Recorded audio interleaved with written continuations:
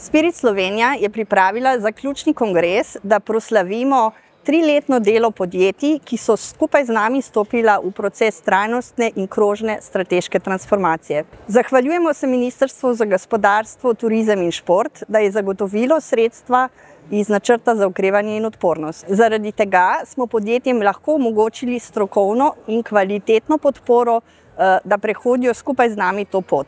V obdobju 2022 do 2025 je bilo podjetjem namenjenih 17 milijonov evrov.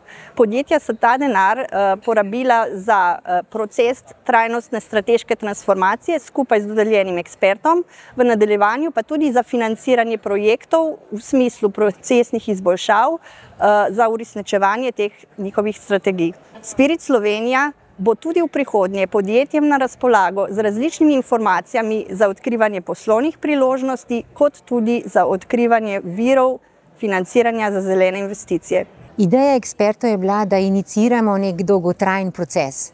Program je v vsakem podjetju trajal eno krajše obdobje, najprej 4 do 5 mesecev, ko smo z njimi kot mentori peljali eno veliko spremembo, ampak ves čas je bila namera, da zasejemo neko seme, ki bo podjetjem dalo korajžo, da se trajnostno obnašajo potem, ko mi to podjetje zapustimo. Tudi, ko smo prišli v podjetje, smo pripravili program za vedno veliko skupino ljudi. Nikoli z majhnimi ekipami, vedno veliko, in ko kolektivno znanje dobiš v prostor, ko na delavnicah velike skupine ljudi sodelujejo, ne more napačna strategija nastati. In to je bila naša vloga. Sistematično jih peljati za roko skozi proces, da so zmogli analize uspešno speljati in sprejeti pravilne odločitve. Podjetja so vselej vesela, ko prejmejo nasvete, ampak je pa včasih težko premakniti pogled od operativnega, kaj bom jutri delal, na strateško. In mi smo se temu takoj prilagodili. Iskali smo hitre rešitve.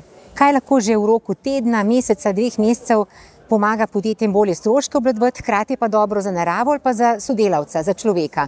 Potem so li pa sposobni iti na zahtevnejše vprašanje, ki so pa novi produkti, nove tehnologije, novi prijemi, kako ravnati z ljudmi, sodelavci. Prihajam iz podjetja Laser Čepin.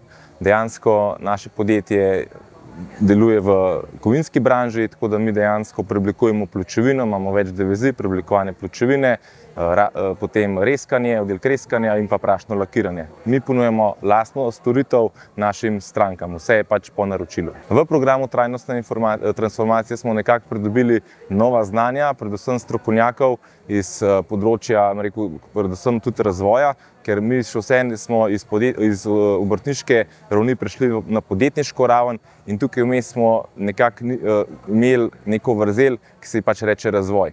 In dejansko z Spiritom smo nekako tukaj pridobili informacije, kako na kakšen način tudi lahko vzpostavimo nek razvoj v manjšem podjetju, ki nam je seveda pripomogel k temu, da smo nekako razvili naš lastni produkt, ki pa je ročna stiskalnica za karton in folijo. Prihajam iz podjetja REM-DO, prihajamo iz Trebnjega, delamo v bistvu kompleksne modularne zgradbe, prisotni smo skoraj po celem svetu, večino posla pa delamo v Evropi. Program trajnostne in krožne transformacije nam je pomagal, da smo zapisali jasno vizijo pa strategijo, kam se bomo razvijali v naslednjih 5 letih. V podjetju smo tekom tega implementirali več stvari. Ključna stvar, ki jo razvijamo, pa je detajl požarnega ogradne stavbnega pohištva, kar tudi mislimo, da bomo na našem področju prvi, ki bomo imeli ta detajl rešen. Tako da to mislimo, da bo zelo pomagali pri sami promociji in pa trženju našega produkta. Podjetje Skylabs je danes eno izmed vodilnih podjetij na področju gradnje satelitskih platform oziroma satelitskih podsistemov. Nekako po domače povedano, podjetje Skylabs razvija različne elektronske sklope, ki so sestavni del vsakega satelita. V okviru programa trajnostne krožne transformacije smo vzpostavili trajnostno strategijo podjetja, ki jo še danes izvajamo. Posledica vpeljave te strategije je dejansko to, da smo uspeli v tem času povečati število zaposlenih za 50%, da smo hkrati uspeli pravilno nasloviti recimo naše kupce, da smo povečali prodajo, s tem podjetje tudi raste, vlaga naprej v znanje in tako dalje. Nenazadnje smo pa v bistvu na trg dali novi produkt, kjer smo s pomočjo miniaturizacije dejansko tudi naslovili problematiko življenjske dobe samih satelitskih platform, kajti z manjšim prostorom, ki ga zasedajo naše rešitve, dejansko ostane več prostora potem tudi za, bom rekel, tako za gorivo ali pa mogoče še dosti boljše znanstvene payloade.